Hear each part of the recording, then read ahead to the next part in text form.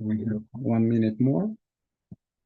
So maybe we will start to discuss artificial intelligence in democracy systems in English. Let me introduce myself. So my name is Anton Shynkaruk, and I'm a lecturer in National University of Water and Environmental Engineering in Rivne in Ukraine. I'm a PhD in political science, and I have, let's say, a specialization in public communications and digital tools. AI is very close for me, and AI for democracy is too close to me. Because I had several researches about digital tools for democracy and democratic participations in general. So the topic I choose is future of AI and democracy and how it influences democratic processes of current political systems. So to start with, we need to make a little review of previous series about how technology influences social systems, or in particular political systems. So I didn't put it here, but if you look through the series of so-called information society, you will see that there were in general there were two viewpoints. First is the point that technology will help to reinforce the existing political systems. So the system will never change in this situation, and it only helps existing political system to influence the people to make decisions. Sorry. And another viewpoint was that technology, and especially social media, will help to enrich the democratic processes of participation or voting or discussion in political systems. Probably none of this viewpoint was never realized actually in the reality. But it is a real discussion about how technology is used, and you can see in political systems all over the world that, in fact, technology helps political systems to, let's say, to monitor the society. I don't speak about Big Brother, but it helps, and the core concept of this is data. So the data is a part of AI. Or machine learning for something. So according to World Economic Forum, as you can see here, you can find so-called strategic intelligence circle, and there are several issues that are actually connected to AI. Most of them are technological, but some of them are connected to social questions, for example, like identity. And also for, as you can see in the lower part, civic participation and even geopolitics. So some of them are connected to political issues, not only social or technical or something else. So as everybody knows, so artificial intelligence is very dynamic sphere, and it is used in different spheres of life and by millions of people, and influence, for example, creative sector, and etc., etc. So the idea is that it could influence, and nobody knows what is the exact way how it influences the social system, and in particularly democratic systems.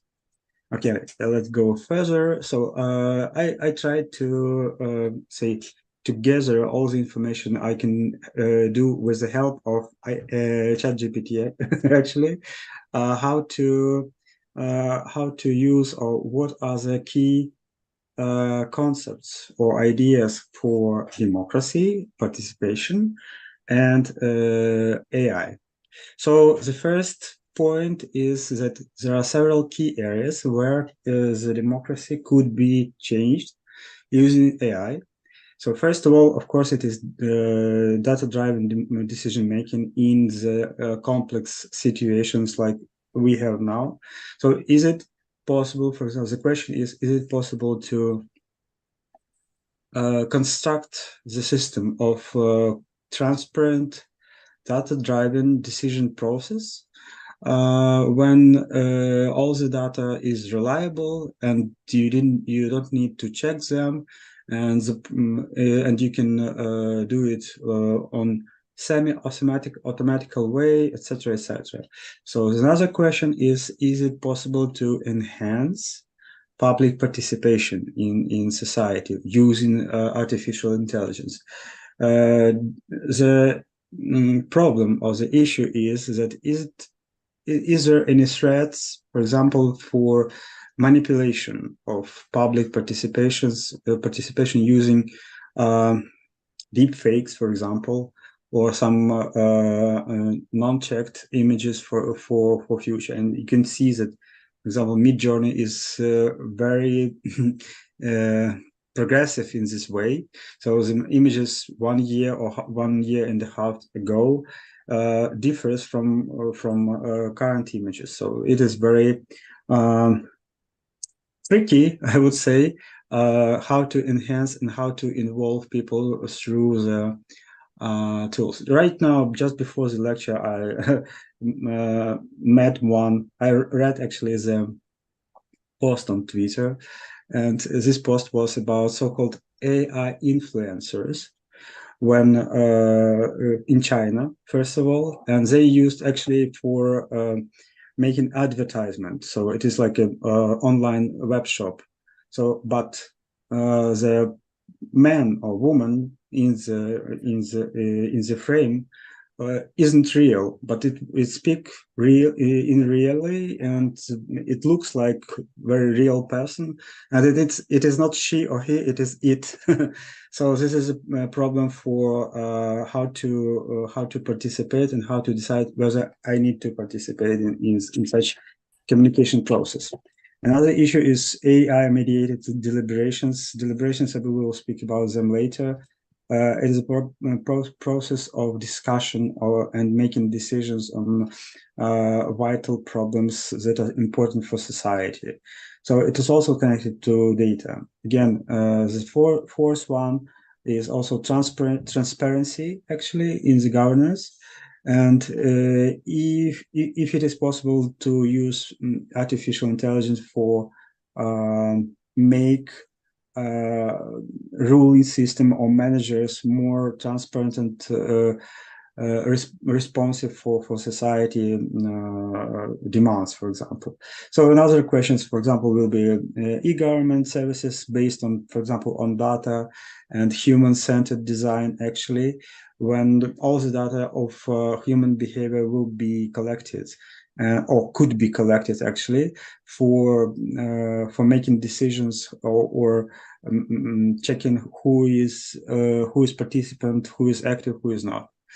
So, okay, let's go further. Possibilities. I wouldn't describe all of them, but for example, there are some points that could be interesting. Just a minute. Could be interesting to discuss. For example, it is decentralized autonomous organizations. So this is very interesting topic to discuss, how it could be how it is possible to transform actually classical organizations into let's say data-driven organizations. They don't have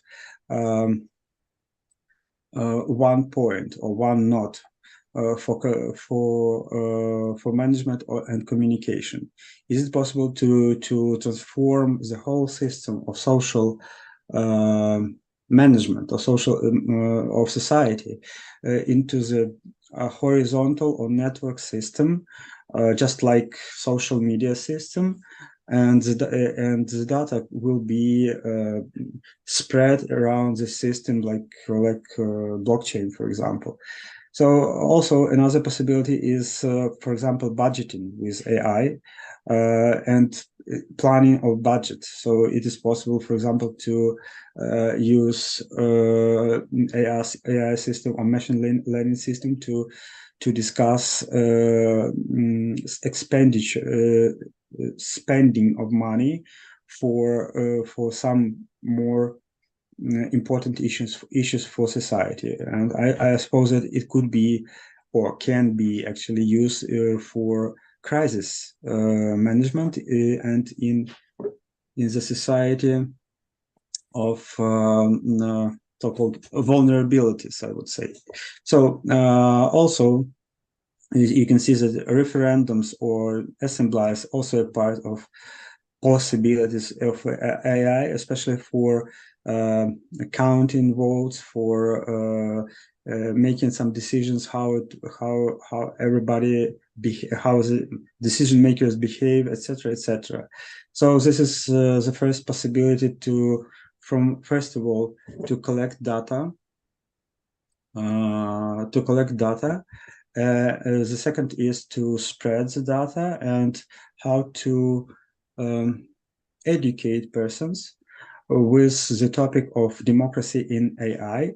And I would say that it will be, if the AI will be used for in bigger scales in society, it could transform democracy into theocracy, for example. And it could be like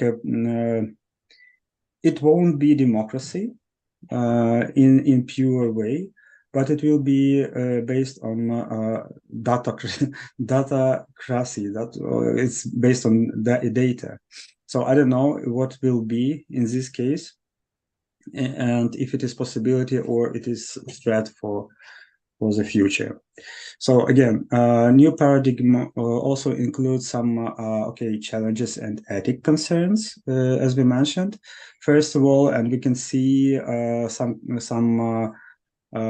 let's say discussions about between policymakers, developers, businesses, church, etc., about if it is ethical to use artificial intelligence, first of all, if it is ethical to use other works to for making other works. I mean about art and intellectual property. The second is about, for example, about culture, or let's say cultural dissemination or dissolution, I would say. So the third idea is about digital divide. Will it help to solve the problem of digital divide, or will it only help people who also already know about digital technologies and will use it faster in comparison with others? So the idea is about how to make AI literacy for public engagement and for making a digital-based decision by officials and political leaders. So I'm not sure that political leaders now actually base their activities in modern day life on data. For example, just maybe a few hours ago, I was on meeting with my colleagues in Rivne, and we discussed about municipal governments, so about governance of city. So and I asked them, because they developed a system that collect data about behavior of members of city council. And I asked them that whether city council asked you for this data to make decisions for their everyday life in management of the city. And he says that actually no, because they actually don't know all the data, and they use data on in current situation very sporadically, very elementary, not in system way. So they don't know what data they need to collect, for example. So this is a problem for, and it is like a digital divide on the level of city management. So again, ethical concerns will be connected, for example, to so-called human agencies. So it means that participation of humans in collecting data, automation, in communication with clients, for example, or citizens will decrease actually. So will it be ethical, or will it be challenge for society? It's an open question for now. So again, so let's see, let's look through the topics a little bit in detail. So deliberation, so or decision making. So deliberation is considered like activity that include everybody in the process of discussion of issues. So in this case, it's not a chaotic process. It is a process of, let's say, problem-based or project-based for discussion of all the issues you can see in the society. And as I mentioned before, the guys who did this city platform, they actually can select, for example, different target audiences. For example, if you have some city council and you can choose some topic you need to follow, for example, or you need to follow some separate persons in the city council and to see how they vote, for example, etc. So this is the, let's say, the ABC of AI-based decision making for political persons, for officials, and then for civil society. So if it is a decision, so it should be based on a certain amount of data. Then it should be, let's say, clusterized in several ways. Then it should be, for example, machine learned, and then it could be used for some support, for example, for your decision-making process. What are the parts of actually of the deliberation process based on AI? So first of all, it is inclusive discussion. The problem is how to include the persons who are the target audience into the discussion, how to help them to collect the data, how to help them to express their thoughts, how to, you see the harassment and the toxicity, how to help people to avoid bullying, for example, or cyberbullying in communication and discussion online or with the help of AI. Could, for example, AI system work instead of people in moderation of discussions? Could it help to manipulate actually discussions in proper way to monitor the behavior of people and to let's say to collect or to unite actually people who have common interests, for example, or common thoughts, and not to just not is it okay to avoid people who have conflicts in the society, or you need one person in the group who will be a conflict man for discussion, and maybe sometimes it will be AI-mediated. I don't know. So another question is about this real-time language analysis. So it is like they also could be used, for example, for let's say generation of voice, for example, or for preparing of documents right away after the meeting. And you can see such systems right now when you have, for example, a webinar in English. So the system could be Otter, as far as I remember, it could be used for making some resumes for your meetings in English, not in Ukrainian or Russian, I don't know.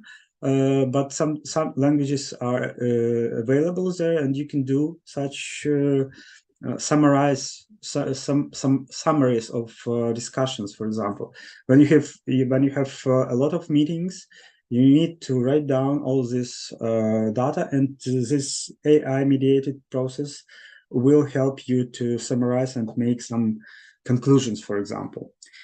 Okay, let's go further. Another part of decision-making process is facilitation, again, of conversations, but sometimes it could be, for example, used for simulations. For example, it is also interesting that in some cases you can turn on simulation mode, and you can use let's say so-called digital twin. When you have, for example, the same city model in digital space, and you can modulate or simulate the activities, for example, people behavior, or I don't know, national or natural disasters, or logistical systems, etc. So it's not only about communications between people, it's also about using data describing behavior of people in their professional activities and how it influence the conditions of life of people, and how you can map them and visualize them and make some, I don't know, faster decision in space, in geographical space, first of all. So it is like a connection of AI to geographical areas of activities of people and their professional activities, and how they influence social structure and how it influences the political decisions. So it is all connected, and it's impossible to divide them. So are there any examples? Yes, there are some examples, and I mentioned to you about even Ukrainian one examples how to use data-based processes in cities. And for example, you can see that according to these examples, it is possible to use for making assemblies, for deliberation processes, for moderation of discussion, for especially for budget allocation or budget planning, and for participation of people in discussions on policy issues in Spain, for example. So I suppose there are much more examples for to discuss or present. As far as I know, for example, in UK government, in United Kingdom, they have a special unit. It is called AI department, and they make researches in separate departments of government or ministries. They look through the possibilities, threats, models, modes of use, etc., for helping of management of the country, actually, for cabinet of ministry in the United Kingdom. So this is like some kind of examples. Okay, let's go further. Transparency in governance. So firstly, we presented the situation about deliberation and decision making, how it is based and what will be the part of decision making. So for now, we have a discussion about transparency in governments and in governmental systems. So transparency is an instrument to fight against corruption, for example, or to make government or to make the state system more accountable and reliable for society, that it is not a monster with big brother idea, and it could be used for like a friend, actually. So could the government be the friend for the citizen, not a soldier or not a policeman or guard for them? So is it possible to make friendship relations with government or the state? if it is not transparent for the society. So actually in history, you can see that the state mostly used to repress the society using taxes for some services, explaining that this is part of security service or your future, your pension, etc. But now, what is the state? Do you have any borders? Or should they have any borders in the future? What is the concept of border? Or what is the concept of taxes? Or what is the concept of security in current situation now, for example? And if, as you can see, for example, AI could be used, for example, for making decisions in a crisis situation, or even in on the military field, in the war conditions. So I would say that even Ukrainian situation could be and possibly is used for testing AI decisions in war in modern conditions, but it's not a topic for this discussion. But it is like a testing bed for management of, for example, military units, and then it could be transformed in the management of social units, and of course for management of governmental institutions. And will it be a democratic one model? Let's go 100 years ago, and before the First World War, and you can't say that it was a democracy in a pure way, but we consider the democracy in at the beginning of 20th century was actually based on some kind of technologies like transport system or some ways of communications. But now it is all the conditions or environment for such kind of communications actually changed, at least, and the future will be probably seen in maybe in 20 years, just like analog or parallel between as a period between the First War and the Second War. So we will have about, let's say, 20 years to see how the states changed in this situation. So what is the part? What is the key concept for transparency? So according to ChatGPT, for example, there are several groups of transparency. So first of all is data. Why? As I told before in my previous lecture, I call it a data fog. So everybody is generating data every day, maybe even at night. So everybody is generating. So everybody is losing the data, and everybody is searching for data on personal or professional levels. So there will be like probably one of the ideas that will be one of the group of the people in the society. They will be like owners of data or data masters, for example, and they will be able to analyze, to save the data, or to get access to data for others. So data, they will be, let's say, guru of data analysis. Then the other part is information dissemination. In the multi-connected society, so it's not like a multi-level networks, not in one level, but in several one. So what is the content for? Is it like a very semantic, personal-oriented content, personalized content?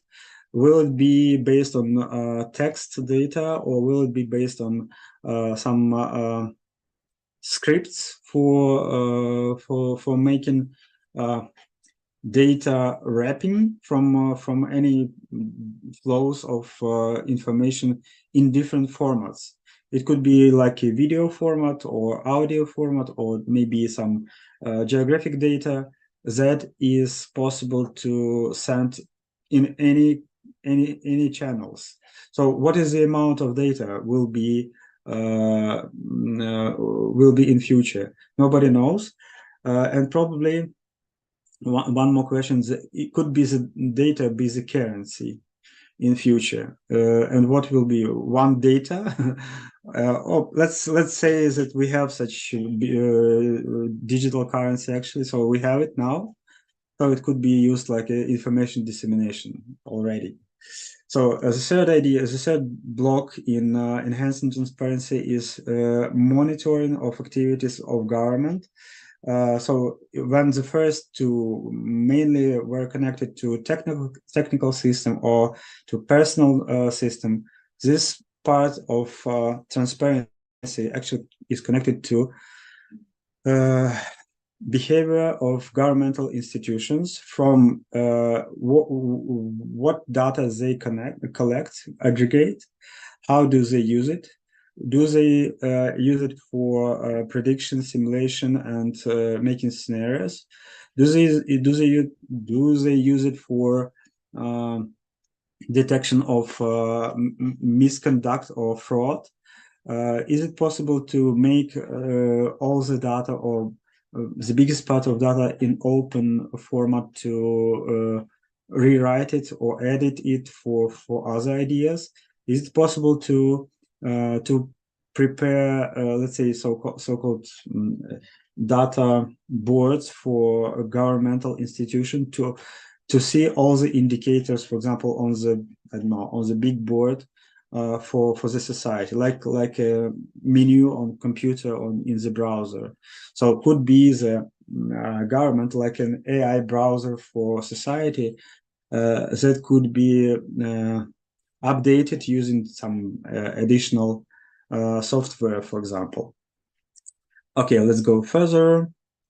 So risks of transparency. So is it okay to make the government transparent for society? And what is the problem? Maybe the biggest problem is in human behavior, because maybe you know, but for example, everybody is talking about social medias and social networks, but the concept of social network actually is it was formulated in mathematics, and it's so-called graph theory. And then this graph theory was used by sociologists to analyze the behavior of very closed society on the island. So when they use this graph theory for analysis of this closed society, it turned out that in general, one person or one human could remember about 150 persons in his or her communication during the life. So when at the moment you can remember 150 persons, and if you check, for example, your phone book, you will see that there are around at least maximum 300 contacts, and you don't use them all every day. So you use, for example, 10% for active communications, and other like just for one or two calls, for example. You don't use them every day. So the problem is that humans can't remember everything. So the problem is that transparency is not a big amount of data, like a flow of data on people, and the people don't know what exact information they need for their own activity. That's why we can see for now so-called human-oriented or human-centered design in making applications for mobiles, for internet, etc. So it is based on behavior insights from actually from data, and then it is actually done around the behavior and future the insights of how do people need to behave using additional digital tools. And what are these tools? Are they small? Is it a watch, digital watch on your hand, or is it like a small chip in your ear, or I don't know, in your eye? Nobody now knows for usage of this additional gear for human activity, and what data they can gather using the I don't know, human activity. So this is like problems of transparency. Another problem, not a problem, but how to save the model of democracy we used to in our life. So is it another kind of ruling, or aocracy, as I said, or the datacracy, based on so if before you had, for example, so-called meritocracy, when you have people who had some they are famous, for example, or they have some money, or they can influence, they are influencers. But for now, when you have data and you collect this data and you buy this data, so you can pretend on some influence on decisions, and you can change these decisions, and you can see that, for example, chatbots or bot systems are used to make the proper decision harder, not easier, but harder in the future. So as a first idea to save the transparency is to help, first of all, to help institutions to develop additional tools to monitor the current situation. Why? Because, for example, you can see that sometimes negative usage of technology goes first, and you can see that sometimes AI is used for political manipulations, or it is used to undermine trust in some local communities, and or it is so-called post-truth, when you can't actually, you don't have actually time for select the proper data, or what is the truth in the situation, when you have 1,000 false images and only one is proper, and who should check them there properly, actually.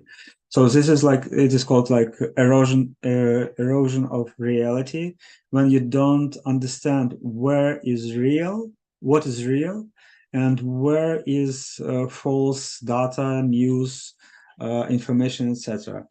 Is it good, for example, to use AI systems for preparing of I don't know, some resolutions, laws, etc., etc.? Is it threat, or is it helpful for political system? So it is again open question. So again, we can see that journalists are using AI system to generate text. Even I sometimes use it for, not for generate this lecture, but generate, for example, press releases or articles for websites. When I write, for example, some notes from event in as a draft, and using ChatGPT, I structure it into some proper text, and I can see that for now it is very wide used by journalists because it helps to work through a big amount of information. So the last one point for safeguarding is psychological and emotional harm. Again, it is connected to the existing problem of bullying, harassment, etc., and other events actually that are connected to digital tools, and nobody knows where is your personal space, and what is the digital what is your digital personal space in this case.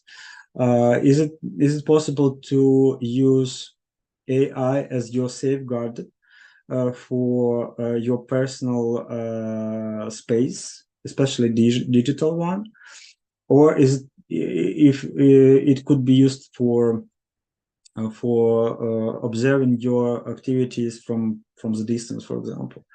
Okay, let's go further. So challenges about actually AI tools could be used for helping, not making barriers, but helping people to work with data. So the first idea is moderation of personal information could be used for moderation. The second idea that it could be used for AI literacy, I would say. The third idea is that it could be used for AI, could be used for detection of AI in different kinds of activities. And it's not a movie, it's a reality, how to understand that it is not a deep fake, but a real person who will address you and who will help you. By the way, maybe you've met some advertisement where the voice in Ukrainian, for example, or in English is computer generated or machine generated. So it is artificial and it is AI based, and it is sometimes it is even free. And I even heard, and I can define that it is artificial language, but nevertheless it is used for advertisement, and probably it could be used for government. But I'm not sure that Ukrainian government could use it right now, but sometimes it is possible. So another possibility for AI usage, like guard, not a barrier for a democracy, it is international cooperation. So international cooperation, it's like a multicultural one. So it is like bigger or much more bigger amounts of data in different languages. It is much more harder to, let's say, make simulations in such situations, but it could be used, for example, for translation or for preparation of joint documents or communications by voice, for example, on the way translation. So it could be used for easier communication between people. Okay, let's go further. Enabled tools. So what else? What else we have now for safeguarding democracy? So in this case, we are talking about so-called human issue in decision making. So how to define the sector where AI will be used, not how it will be used, but it will be used, and where it will be used, and what is the role of the person. Is it like a pilot on the airplane that will manage all the systems of this plane? So what is the knowledge should have? What the knowledge actually should have officials or I don't know, people who work in communities or in social services or in public services? What should they know? Do they need this information or some patterns of activities based on AI? And what is the part of this AI activities? Is it 10% or maybe 50% in their life? So one of the idea here is about using civic tech development. So it is like a civic tech startups. So as far as I know, even in, by the way, in as I mentioned in UK, they have I don't remember the exact name, but it's like a digital unit of a UK government office, and they actually work through so-called sessions of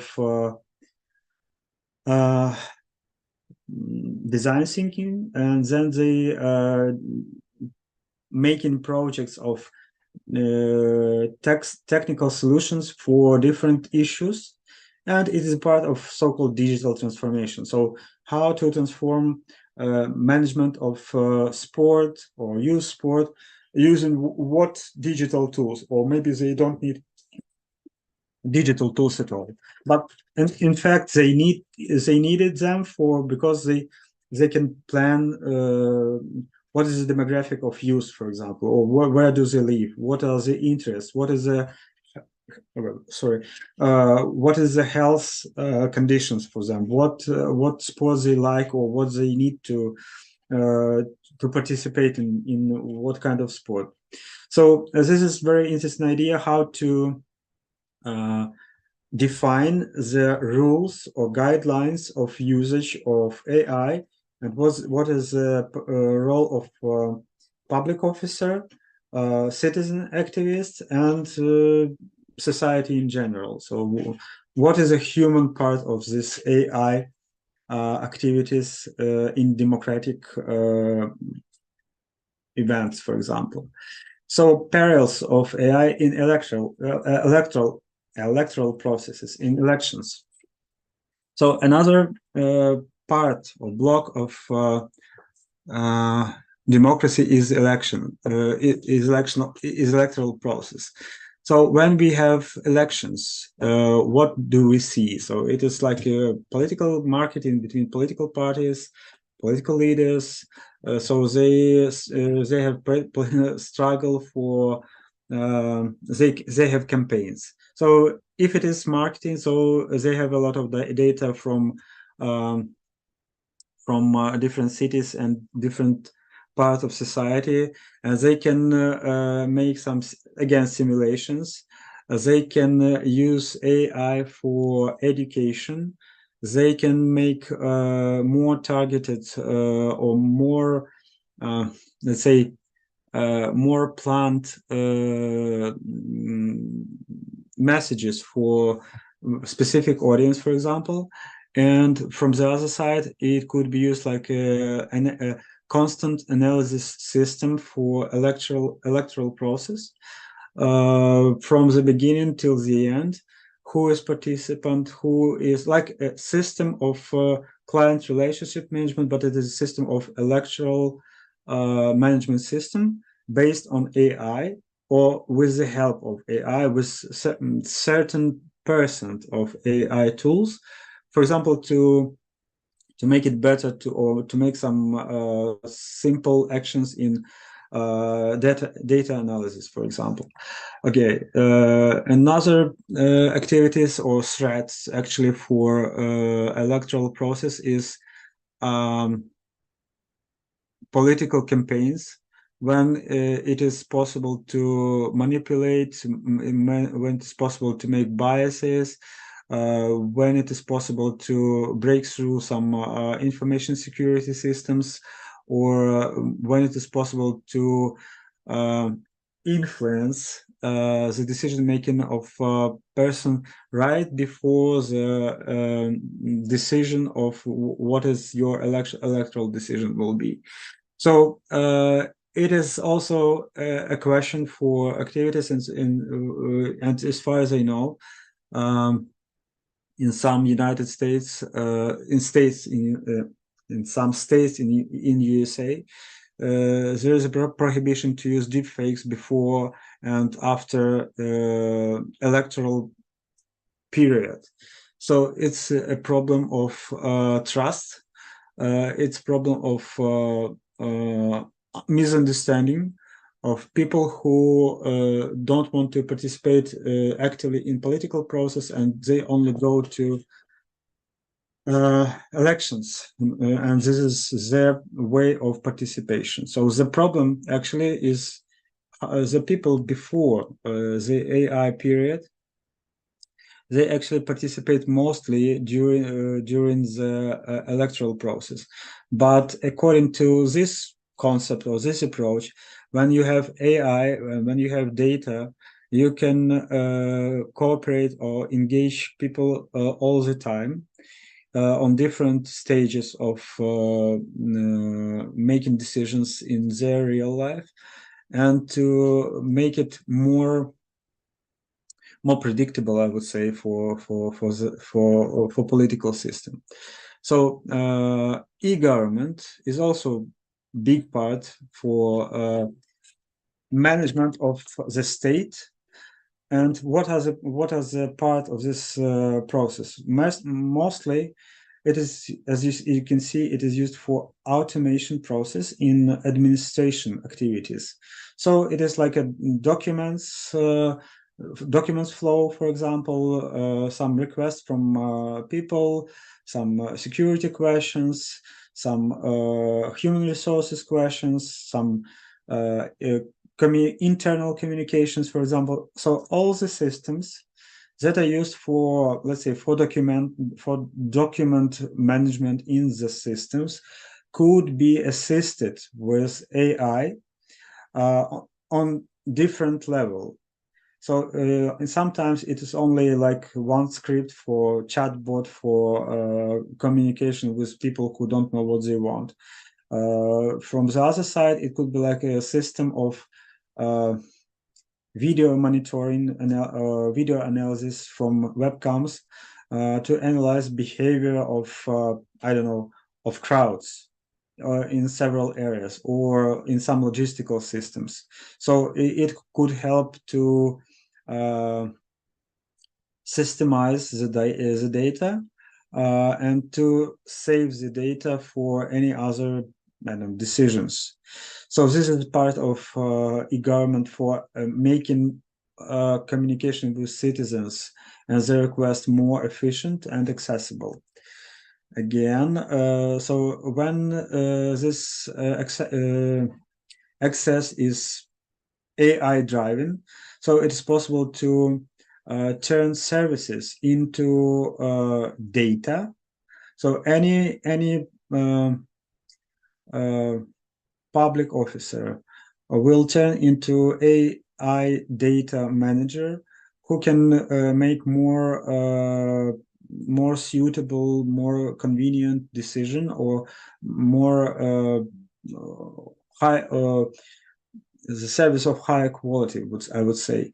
So it could be again the idea of that public officers need not only to have digital skills but also AI skills, and to see how it could be used and on which level for helping others to communicate.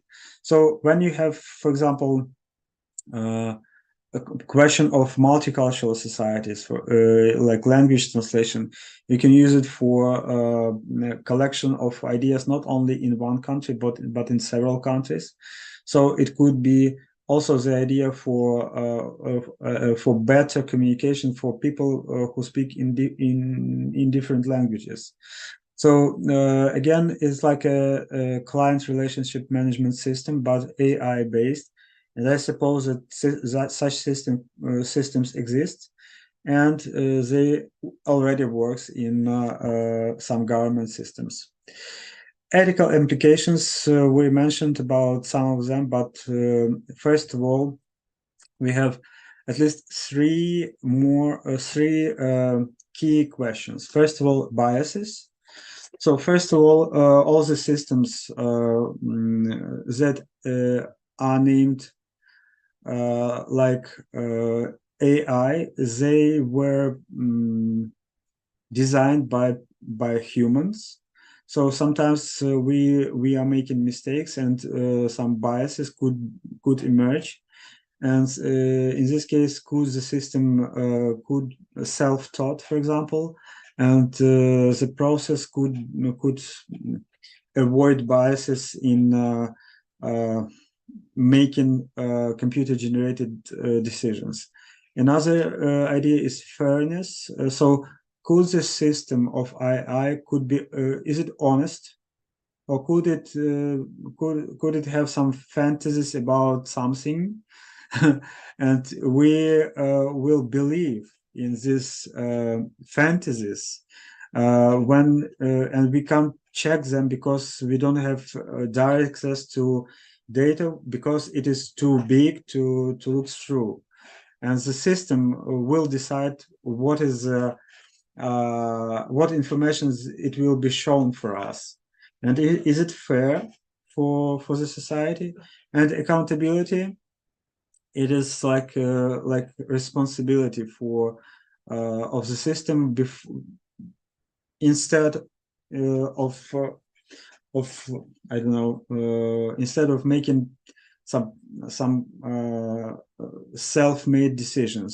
So accountability means that all the decisions should be checked or supported by human, but not only by the system itself. So who is responsible for this activity?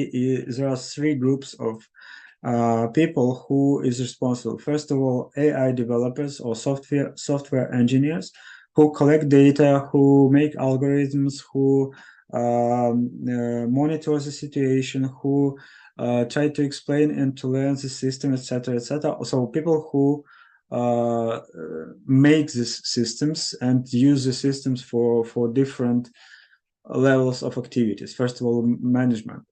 Another idea is policy. Another group actually is policymakers who need to formulate their position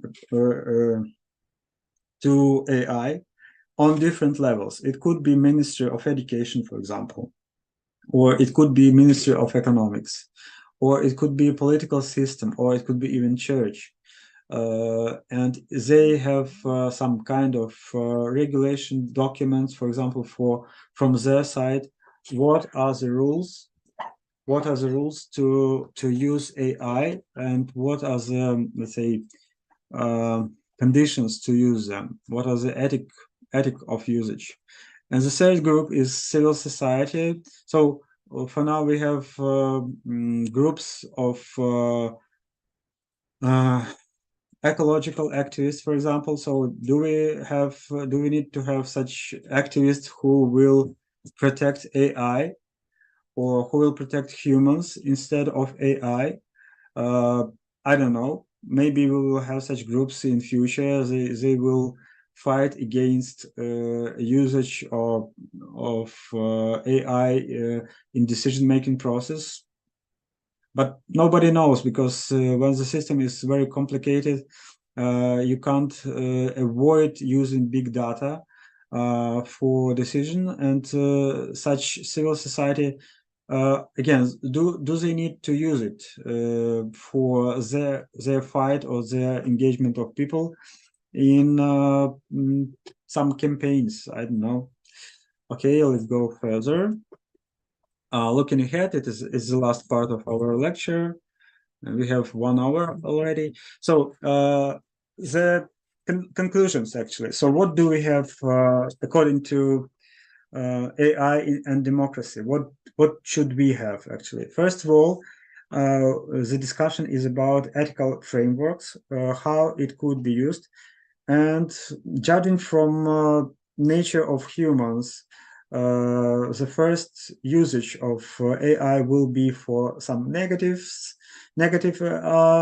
activities in the society, and maybe then it could be used for, let's say, for making effective decisions in the whole life of the whole society. Another part is, let's say, regulatory frameworks.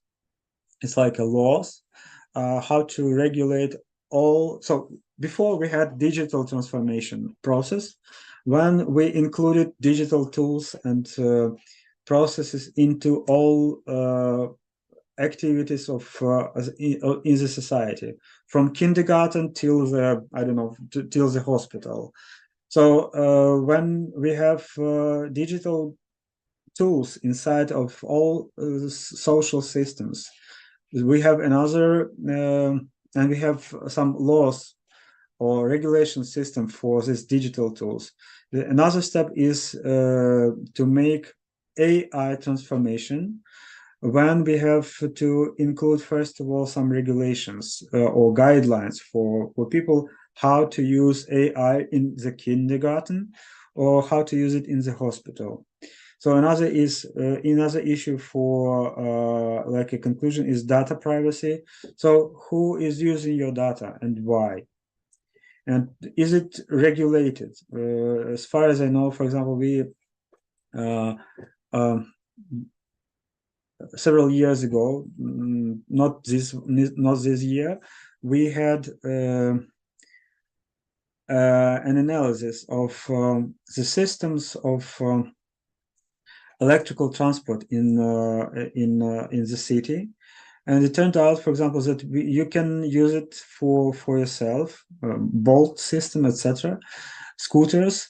But it turned out that when you buy something on these websites and you rent this scooter, your data flow and used not in Ukraine but in Germany. So what is the privacy? Who is using your bank account data or your data of movement around the city? So this is a problem, and how to regulate this problem is a question. So human oversight and tech literacy. Human oversight it's a discussion how what is the role of the human, or what is the part of activities of the human in the making decisions that are important for society. So what is the part? How many percent should be? Should it be 90% or 10%, and all other activities should be AI? So tech literacy is not a demand, but it is a special need for the whole society, and especially in the case of aocracy or democracy, iocracy, I would say, in input output. And tech literacy is very important in any case and for everybody to see how the system works and how you can use it for your professional activity and especially for your social activity. So another idea is openness and collaboration. Is it possible to make another ways and tools for communication and another quality of communication? So it won't be democracy as a political term. It will be like a democracy in the term of social relations, not on vertical hierarchy, but horizontal networks. So another issue, not issue, but potential for AI is international cooperation and let's say diffusion of borders, I would say. When you don't have any, actually you don't have any borders in physical space, because you can use AI tools for translation or communication with people from another continent, and you can only one barrier for you will be like a distance between you, but you can use this metaverse or some virtual reality to communicate, and it is also data, but in the form of some 3D models and spaces, I would say. So this is it for now. Too many words and letters to discuss about AI, and maybe you have questions. I don't know if it is a format of this lecture.